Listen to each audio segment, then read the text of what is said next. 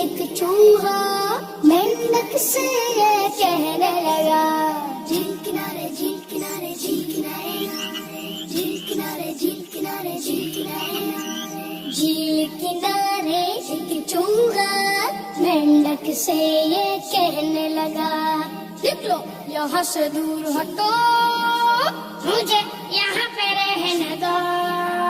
جھیل کنارے جھیل کنارے جھیل کنارے، جھیل کنارے جھیل کنارے جھیل کنارے، میری جگہ پر رہتے ہو، سرنڈر کرتے رہتے ہو۔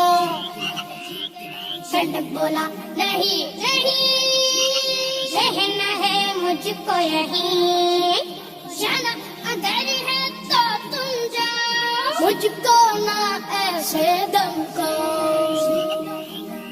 جھیل کنارے ایک چوہا مینڈک سے یہ کہنے لگا، جھیل کنارے جھیل کنارے جھیل کنارے، جھیل کنارے جھیل کنارے جھیل کنارے، اس سے دونوں اڑنے لگے، مینڈک چوہا لڑنے لگے۔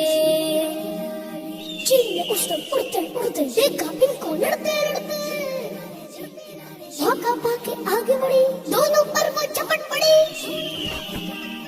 آپس کے اس جھگڑے میں پڑ گئے دونوں خطرے میں۔